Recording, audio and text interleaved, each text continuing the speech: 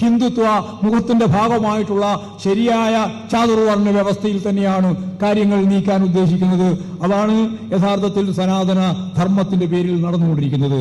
അതിനെ വെള്ളപൂശാൻ വേണ്ടിയിട്ടാണ്, അതിനെ ന്യായീകരിക്കാൻ വേണ്ടിയിട്ടാണ് യഥാർത്ഥത്തിൽ കോൺഗ്രസിന്റെ അകത്ത് വി ഡി സതീശൻ ശ്രമിക്കുന്നത്. വി ഡി സതീശൻ പറഞ്ഞു, വേദം, ഉപനിഷത്തുകൾ, തത്വമസി, ഇങ്ങനെ കുറെ പേര് പറഞ്ഞിട്ട് ഇതൊക്കെയാണ് സനാതന, ഇതല്ല എന്തിൻ്റെ സനാതന ധർമ്മ. അതാ ഞാൻ നേരത്തെ ചോദിച്ചത്. ഇതിന്റെ ഭാഗമായിട്ട് ഫ്യൂഡൽ സമൂഹത്തിന്റെ ഭാഗമായിട്ടുള്ള അടിമത്ത തുല്യമായി ജീവിച്ച ഈ കേരളം ഉൾപ്പെടെയുള്ള പാവപ്പെട്ട മനുഷ്യന്റെ ജീവിതത്തെ മെച്ചപ്പെടുത്തിയ എന്തെങ്കിലും സനാതന ധർമ്മത്തിന്റെ ഭാഗമായിട്ടുണ്ടായിട്ടുണ്ടോ? സുകുമാരൻ നായർ പറയാണ്, ആചാരങ്ങളൊന്നും മാറ്റാൻ പാടില്ല. ആചാരങ്ങൾ മാറ്റിയില്ലായിരുന്നവർ മന്നത്ത് പത്മനാഭനില്ല.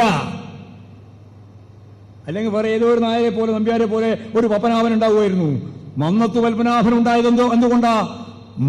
മഹത്തായ ആശയങ്ങൾ ഉൾക്കൊണ്ട് നവോത്ഥാന മൂല്യങ്ങൾ ഉൾപ്പെടുത്തി അധസ്ഥിതരായ ജനവിഭാഗങ്ങളോടൊപ്പം നിന്ന് സവർണ വിഭാഗത്തിന്റെ ഭാഗമായി ജാഥ നയിച്ച് വൈക്കത്തിൽ നിന്ന് തിരുവനന്തപുരത്തേക്ക് മാർച്ച് നടത്തുന്നത് നേതൃത്വം കൊടുത്ത് അവിടെ ഇവിടെയെല്ലാമുള്ള പൊതുയോഗങ്ങളിൽ പ്രസംഗിച്ച് അനാചാരങ്ങൾക്കെതിരായി പൊരുതിയ മഹത്തായ പാരമ്പര്യത്തിൽ നിന്നാണ് മന്നത്ത് പത്മനാഭൻ എന്ന ദേശീയ സ്വാതന്ത്ര്യ പ്രസ്ഥാനത്തിന്റെ നവോത്ഥാന നായകരുണ്ടായത്. ആ നല്ലപോലെ മനസ്സിലാക്കണം.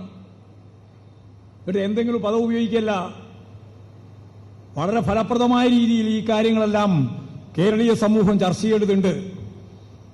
ഞാൻ പറഞ്ഞു വന്നത്, ഇന്ത്യൻ രാഷ്ട്രീയത്തിന്റെ മർമ്മപ്രധാനമായ ഒരു ഭാഗം പാർലമെന്ററി ജനാധിപത്യ സംവിധാനത്തെ ഉപയോഗിച്ച്, ഭൂരിപക്ഷം ഉപയോഗിച്ച് ഈ നേരത്തെ പറഞ്ഞ അശ്ലീലം ഇതാണ് ചാതുർവർണ്ണ വ്യവസ്ഥക്ക് അടിസ്ഥാനമായ ഒരു ഭരണഘടന.